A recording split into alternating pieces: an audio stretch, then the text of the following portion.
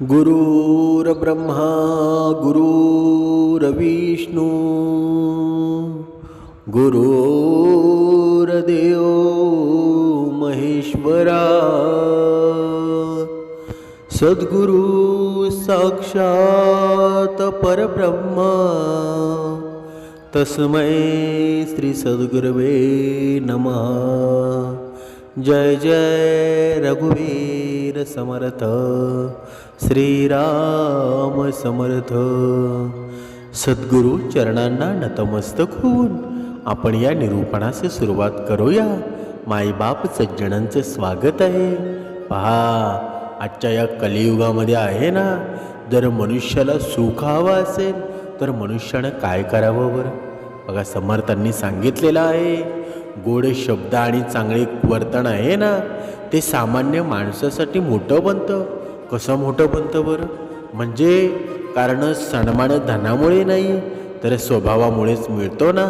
जर आपला स्वभाव चांगला असेल ना, आपल्या शब्दामध्ये गोडवा असेल तर सन्मान आपल्याला कधी मिळून जातो ना, तो आपल्याला सुद्धा कळत नाही. म्हणजे काय बरं? म्हणजे समर्थांनी सांगितलंच आहे ना, हा कर्माचा जोर आहे ना.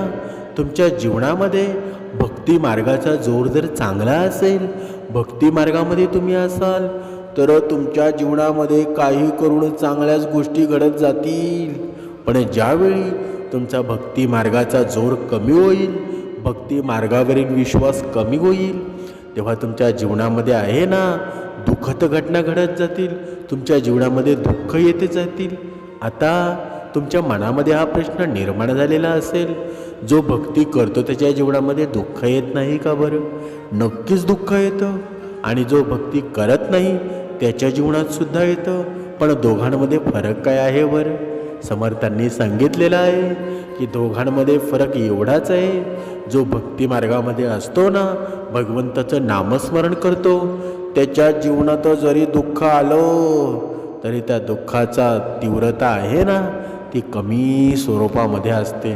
म्हणजे त्याला ते दुःख आहे ना, एवढं दुःख देत नाही. पण जो भक्ती मार्गामध्ये नसतो त्याच्या जीवनातील दुःख खूप दिवस टिकत असतं. त्याला क्वचित सुख मिळतं, पण आपण बाहेरील सुखाला भुलतो. आणि आपण काय म्हणतो बरं? की तो भक्ती मार्ग सुद्धा करत नाही तरीसुद्धा एवढा श्रीमंत आहे, पण तो आतून आहे ना, पूर्णपणे पोखरलेला आहे. समर्थांनी सांगितलंच आहे ना, मनुष्याच्या जीवनामध्ये भक्ती मार्गाचा हा विचार आहे ना, भक्ती मार्गाचा हा जोर आहे. जर मनुष्याच्या जीवनामध्ये असेल ना, तर मनुष्याच्या जीवनात आनंद निर्माण झाल्याशिवाय राहणार नाही. आता आपण पाहूया नक्की भक्ती मार्गाचा जोर कसा असतो.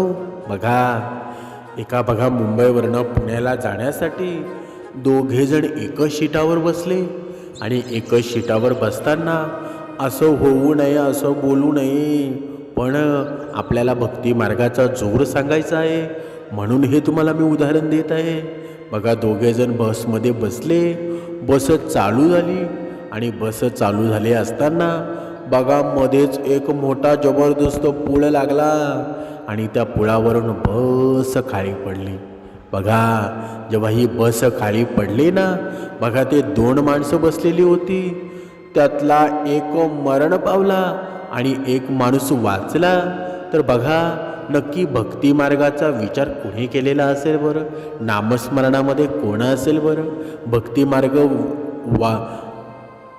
मार्ग विजय झाला की भक्ती मार्ग उडून गेला? बघा, आता तुम्हाला याचा प्रश्न आहे. म्हणजे जर ज्याच्या जीवनामध्ये भक्ती मार्ग नामस्मरण असेल ना, त्याच्या जीवनामध्ये कितीही मोठा प्रसंग आला ना, तरी त्याच्यातून तो सहज बाहेर निघतो. यालाच भक्ती मार्गाचा जोर म्हणतात ना. ज्याचे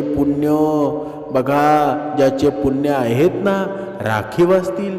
ज्याच्या पुण्यानं आहे ना, दुसऱ्यांच्या जीवनामध्ये सुंदर जीवन निर्माण होत असेल ना, तर तो भक्ती मार्गाचा जोर आहे. म्हणून आपल्या जीवनामध्ये आहे ना, या सांसारिक जीवनामधून वाचायचं असेल तर भक्ती मार्ग खूप महत्त्वाचा आहे. ज्या अर्थी त्या बसमध्ये दोघेजण बसलेले होते, त्या ॲक्सिडेंट झाला, पुलावरून बस खाली पडली. एक जण मेला, दुसरा वाचला. म्हणजे आपल्याला वाचायचं असेल ना, तर भक्ती मार्गाशिवाय काहीच शक्य नाही. म्हणून दुसरी गोष्ट म्हणजे आपल्या जीवनामध्ये आहे ना, जर आपल्याला जीवनामध्ये मनपसंत जीवन जगायचं असेल, आपल्या जीवनामध्ये स्वच्छंदी जीवन जगायचं असेल, तर ब्रह्ममुहूर्ताचं रहस्य आहे ना, ते आपल्याला कळायला हवं. बघा, जेव्हा एकदा माता पार्वतीनं भगवान शंकरांना विचारलं की भगवान, माणूस कितीही दुर्दैवी असला ना, तरी मी पाहिला आहे ब्रह्ममुहूर्तावर तो सकाळी उठला तर तो खूप आनंदी राहतो. ब्रह्ममुहूर्ताचं मला रहस्य सांगा. म्हणजे माता पार्वतीनं भगवान शिवांना हे रहस्य विचारलेलं होतं. तेव्हा भगवान शिव म्हणाले, हे देवी, याचं उत्तर मी तुम्हाला एका कथेद्वारे सांगेल. कृपया ही कथा आहे ना, तुम्ही व्यवस्थित ऐका आणि पूर्ण स्वर्गामध्ये आहे ना, पूर्ण लोकांमध्ये ही कथा तुम्ही सांगा. तुम्हाला खूप त्याचा फायदा होईल. त्यामुळं ब्रह्ममुहूर्ताचं रहस्य जाणून घेतल्यानं तो ही संधी आपल्या हातून कधी जाऊ देणार नाही. भगवान शिव ती पाठ करू लागतात आणि माता पार्वतीला म्हणतात, फार पूर्वी काशीमध्ये दिनू नावाचा एक मुलगा राहत होता. तो मुलगा खूप छान होता, पण त्याला एक वाईट सवय होती. तो उशिरापर्यंत झोपायचा आणि सकाळी 3 वाजता घरच्यांनी त्याला उठवायचं. तो प्रयत्न करायचा, पण रोज सकाळी उशिरा उठायचा. तो मुलगा 9च्या आत कधी उठला नाही. तो लहान असताना त्याच्या कुटुंबाला वाटायचं की तो मोठा झाल्यावर त्याच्या सवयी सुधारतील. पण जसा जसा तो मोठा होत गेला ना, जसा जसा काळ लुटत गेला, तशी तशी त्याची ती सवय होती अधिकच घट्ट होत गेली. जग इकडून तिकडे जाऊ शकत होतं, पण तो मुलगा कधीच लवकर उठू शकत नव्हता. त्याच्या त्या सवयीनं त्याचे वडील खूप अस्वस्थ झालेले होते. तो मुलगा अनेक नकारात्मक शक्तींनी घेरलेला होता. बघा, आपण जेव्हा काही काम करत नाही ना, आपल्या हातामध्ये काही काम नसतं, तेव्हा आपण 12 गावच्या 12 भानगडी आपल्या डोक्यामध्ये ठेवतो आणि आपण अशा वेळी प्रसंगामध्ये अडकतो ना, त्यातून आपण कधीच निघत नाही. म्हणून तुम्हाला प्रत्येकाला सांगणं आहे, आपल्या जीवनामध्ये आहे ना, नेहमी आपलं डोकं कधी रिकामं ठेवू नये. काहीतरी कामामध्ये आपण व्यस्त असायला हवे. म्हणून बघा, तो दिवसभर आहे ना, तो उदास राहत असे. त्याचा परिणाम त्याच्या तब्येतीवरही होत होता. जेव्हा मुलाला कळालं ना की त्याच्या सर्व मित्रांनी यश मिळवलं आहे, मग तो अधिक बोलू लागला आणि तो शिव्या शब्द देऊ लागला आणि आपलं नशीब खराब असल्याचं तो वारंवार सांगू लागला. पण त्याच्या वडिलांना त्या मुलाच्या वागण्याबद्दल चांगलंच माहीत होतं. मुलाच्या अपयशामागचं कारण आहे ना, त्यांच्या वडिलांना चांगलंच माहीत होतं. भगवान शिव म्हणाले, बघा, तुम्हाला आठवतंय का, ही कथा आहे ना, भगवान शिव पार्वती मातेला सांगत आहेत. भगवान शिव म्हणाले, वडील आपल्या मुलाच्या समस्येबद्दल साधूकडे गेला आणि त्यानं साधूला आपल्या मुलाच्या सवयीबद्दल तपशीलवार सांगितलं. तेव्हा साधू म्हणाले की उद्या तुझ्या मुलाला या आश्रमामध्ये यायला सांग. त्यानंतर मुलाचे वडील त्यांच्या घराकडे निघाले. त्याला माहीत होतं की जर त्यानं थेट आपल्या मुलाला संन्याशीला भेटायला सांगितलं ना, तर तो कधीही तयार होणार नाही. त्यांनी आपल्या मुलाला बोलावलं आणि म्हणाले, तुमच्या सर्व मित्रांनी आयुष्यामध्ये यश मिळवलेलं आहे, तुम्हाला यश मिळवायचं आहे की नाही बरं?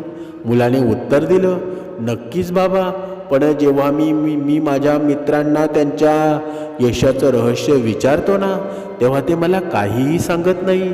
भगवान शिव म्हणाले, हे देवी, त्या वडिलांनी सांगितलं की हे सर्व काय यशस्वी होत आहेत याचं रहस्य मला कळालेलं आहे.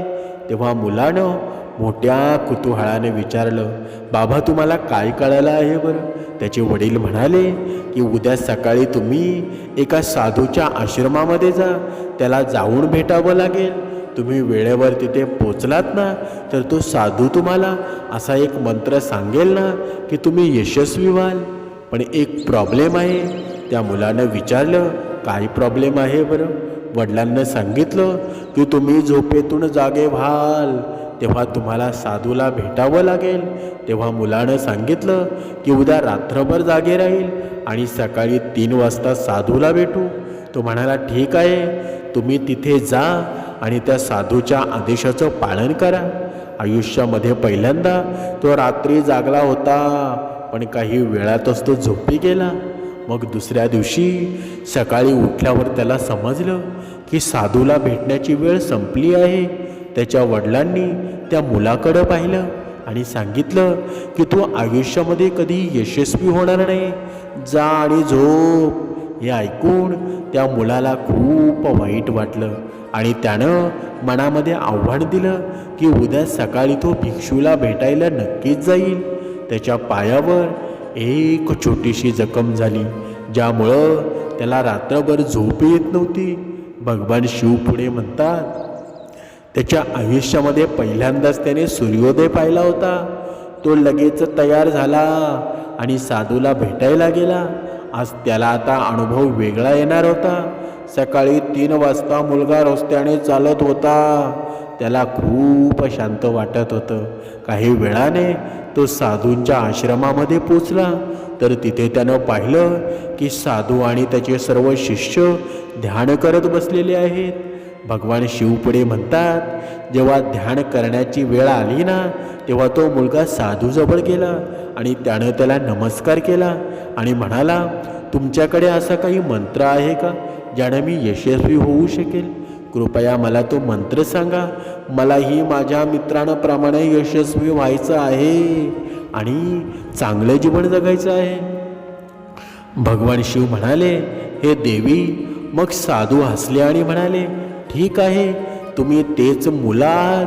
तुझे वडील मला भेटायला आले आणि त्यांनी मला तुझ्याबद्दल सर्व काही सांगितलं. मी तुम्हाला तो एक मंत्र नक्कीच सांगितला असता, पण आता मुलाने पण हा शब्द ऐकताच मुलगा घाबरला आणि विचारलं, पण गुरुदेव? तेव्हा साधू म्हणाला, मी तुला तो मंत्र सांगेल, पण तुला पुढचे 21 दिवस आहे ना, माझं पालन करावं लागेल. मी तुम्हाला तो मंत्र 21 दिवसांनी सांगेल. तोपर्यंत मी तुम्हाला जे काम करायला सांगेल ना, ते तुम्हाला करावं लागेल. तुम्ही अयशस्वी झाल्यास किंवा निश्चयाच्या मध्यभागी जर तुमचा संकल्प मोडला ना, तर त्या मंत्राचा काहीही परिणाम होणार नाही. मुलानं दृढ निश्चयानं सांगितलं, मला तुमचं सर्व आदेश मान्य आहेत. पुढील 21 दिवस मी तुमचा गुलाम म्हणून राहील. तुम्ही म्हणता ते मी करेल. यावेळी त्यानं निर्धार केला, पण आठवडा उलटून गेल्यावर त्याचा संकल्प मोडला आणि 8व्या दिवशी उशिरापर्यंत तो झोपला. झोपेतून उठल्यावर तो म्हणाला, मी किती मोठी चूक केली. तो रडत रडत त्या भिक्षूजवळ पोचला आणि म्हणाला, हे गुरुदेव, माझा संकल्प तुटलेला आहे. आता मी माझ्या आयुष्यात कधी यशस्वी होऊ शकणार नाही. साधूने त्याला समजावलं आणि सांगितलं की त्यानं पुन्हा सुरुवात करावी आणि पुन्हा संकल्प करावा. मग त्या मुलानं साधूला विचारलं की सकाळी उठणं इतकं महत्त्वाचं का आहे बरं? आणि इथे प्रत्येकजण सकाळी 3 वाजता इतक्या लवकर का उठतो बरं? भगवान शिव म्हणाले, हे देवी, बघा, तुम्हाला लक्षात आहे का, आपण ब्रह्ममुहूर्ताविषयी बोलत आहोत. आपल्या जीवनामध्ये सुख का नाही? आणि पार्वती माता भगवान शिवांना हे प्रश्न विचारते आणि भगवान शिव आहेत ना, या कथेद्वारे आपल्याला उत्तर देत आहेत. बघा, साधूने मुलाला समजावून सांगितलं की सकाळी उठण्यामागे मोठे शास्त्र दडलेलं आहे, म्हणजे ब्रह्ममुहूर्त. मुलगा म्हणाला, कृपया मला ते विज्ञान तुम्ही सांगा. साधू म्हणाले की पहाटे 3 वाजता पहिला रुद्रकाळ आहे ना, तो कोणाचा काळ विभागलेला आहे ना, बघा, आपण ते आता पाहूया. ज्याची वेळ संध्याकाळी 6 ते रात्री 9 पर्यंत आहे. दुसरा राक्षस काळ, ज्याची वेळ रात्री 9 ते 12 पर्यंत आहे. आणि तिसरा गंधर्व काळ, ज्याची वेळ 12 ते 3 वाजून 13 मिनिटापर्यंत आहे. आणि पहाटे 3 ते 6 पर्यंत आहे. आणि शेवटच्या तासाला मनोहर काळ म्हणतात. या वेळेस ब्रह्ममुहूर्त किंवा अमृतवेळा असं सुद्धा म्हणतात. त्याची वेळ आहे ना पहाटे 3 ते पहाटे 6 पर्यंत असते. ही अशी वेळ असते ना जेव्हा संपूर्ण जगाची नकारात्मक ऊर्जा शक्ती निष्क्रिय स्थितीमध्ये असते ना आणि सकारात्मक शक्ती सक्रिय असते, तेव्हा ब्रह्ममुहूर्त म्हणजे देवमुहूर्तच आहे ना. भगवान शिव म्हणाले, भिक्षू पुढे म्हणाले, यावेळी देव पृथ्वीवर विहार करत असतात आणि जागृत माणसावर त्याचा सकारात्मक प्रभाव पडतो. ब्रह्ममुहूर्त हा असा काळ आहे ना ज्यामध्ये व्यक्तीचे मन पूर्णपणे रिकामं असतं, ज्यामध्ये काही नसतं, ते कोणतेही विचार नाहीत. आणि जेव्हा हे प्रकारचे विचार नसतात ना आणि जेव्हा यावेळी लोक त्यांचे पुस्तक उघडतात आणि मजकुराचा अभ्यास करतात, त्यामुळं त्यांना जे काही करावं लागेल ना ते लवकर लक्षात राहतं. म्हणून विद्यार्थ्यांना सांगणं आहे की आपण आहे ना तो पहाटेच्या वेळी अभ्यास करावा. हा पहाटेच्या वेळेचा अभ्यास आहे ना तुम्ही आठवडाभर 7 दिवसा केलेला अभ्यास, तेवढा एक वेळेला तुम्ही पहाटे अभ्यास कराल ना तेवढी ताकद त्या अभ्यासामध्ये आहे. म्हणून जेव्हा आपण ज्ञान समजून घेण्याचा प्रयत्न करतो ना, म्हणूनच आश्रमातील सर्व शिष्य आणि जगातील अनेक जाणकार आहेत ना ते ब्रह्ममुहूर्तावर जागे होतात. प्राचीन काळातील हा प्रकाशाचा कोणताही स्रोत नसे, त्यामुळे लोक आहेत ना आपला दिवस सूर्यास्तानं संपूर्ण सूर्योदयानं सुरू करायचे. हा एक मार्गच आहे ना ज्यामध्ये मानवी जीवन निसर्गाशी सुसंगतपणे चालतं. भगवान शिव पुढे सांगतात, तो मुलगा म्हणाला, ठीक आहे, मी उद्या सकाळी 3 पासून पुन्हा सुरुवात करेल, पण ब्रह्ममुहूर्तावर उठल्यावर काय करावं बरं? मग साधू म्हणाले, ठीक आहे, ब्रह्ममुहूर्तावर काय करावे आणि कसं करावे ते मी सांगतो. सर्वप्रथम उठून पृथ्वी मातेला पाऊल ठेवण्यापूर्वी नमस्कार करून स्वतःच्या दोन्ही तळहातांकडे पाहावं आणि तुम्ही देवाचे आभार मानले पाहिजेत की त्यानं तुम्हाला आजचा सूर्योदय पाहण्याची संधी दिली. यानंतर दैनंदिन काम आणि आंघोळ केल्यानं शरीराची शुद्धी तर वाढतेच, पण मनाची शुद्धीही वाढते. आंघोळीनंतर ध्यान प्रक्रिया म्हणजे ब्रह्ममुहूर्तांमध्ये ध्यानाचा कालावधी आहे ना तो 21 दिवस असतो. ही पद्धत तेव्हा वापरली जाते जेव्हा तुम्ही कोणतीही इच्छा पूर्ण करण्याची ठरवता, तिची पूर्तता व्हावी. यासाठी अशी वेळ आहे ना जेव्हा एखादी व्यक्ती आपले आज्ञाचक्र सक्रिय करते, तेव्हा पार्वती शिवांना पुढे विचारते, पुढे कुठे आहे? तेव्हा भगवान शिव सांगतात की हे आज्ञाचक्र आहे ना 2 भुवयांच्या मधोमध आहे. तुमची इच्छा आहे ना पुन्हा पुन्हा सांगाल तर ती अवघ्या 21 दिवसात त्याची इच्छा पूर्ण होते, यात काहीही शंका नाही. मनोकामना पूर्ण होते आणि तुमच्या मनामध्ये कोणताही अपूर्ण इच्छा असेल आणि तुम्ही पूर्ण करायची असेल तर सर्वप्रथम ती इच्छा स्पष्ट करा आणि तुम्हाला काय हवं आहे ना ते तुम्ही निश्चित ठरवा. त्यानंतर ध्यानाची पद्धत सुरू करा. ब्रह्ममुहूर्तावर आंघोळ केल्यावर ध्यान करताना शुद्ध हवा असणं आवश्यक आहे. ध्यानाच्या मुद्रेमध्ये पाठीचा कणा सरळ असेल, त्याचबरोबर मानही सरळ असावी आणि सुखासनाच्या अवस्थेमध्ये दोन्ही हात गुडघ्यावर ठेवून डोळे बंद करून बसावं. आपल्या मुठी बंद करा आणि 2-3 मिनिटे पूर्णपणे शांत राहा. 1 मिनिट पूर्णपणे शांत राहा. जेव्हा तुमचे शरीर स्थिर होतं ना आणि श्वासोच्छ्वास देखील शांत होतो, तेव्हा तुमचं सर्व लक्ष आहे ना आज्ञाचक्रावर केंद्रित करा. या दरम्यान एक दीर्घ श्वास घ्या आणि आपला श्वास रोखून ठेवा. आपल्या मनामध्ये आपल्या इच्छेचा विचार करा. माझ्या हृदयातून इष्ट देव आणि भगवंताचे आणि गुरूंचे ध्यान करा. हे देवी साधू म्हणाले, जेव्हा श्वास रोखणं कठीण होतं ना तेव्हा हळूहळू श्वास बाहेर सोडा. नाकातून श्वास घ्या आणि तोंडातून श्वास सोडा. ही प्रक्रिया 3 ते 4 वेळा करा आणि याची दररोज पुनरावृत्ती करा. दररोज असं केल्यानं तुमची इच्छा तुमच्या जागरूक मनापर्यंत नक्कीच पोचेल आणि तुमची इच्छा आहे ना लवकरात लवकर पूर्ण होईल. आज्ञातचक्र सक्रिय होऊन आपल्या आदेशांची पूर्तता करते.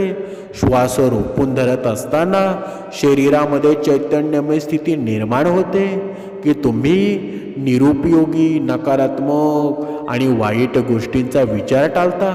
ब्रह्ममुहूर्ताच्या वेळी भगवंताची विशेष कृपा असते आणि यावेळी कोणीही इच्छा व्यक्त केल्यास त्याची इच्छा नक्कीच पूर्ण होते, कारण ती इच्छा पूर्ण करण्यासाठी पूर्ण ब्रह्मांड काम करतं आणि म्हणून ती लवकर पूर्ण होत असते.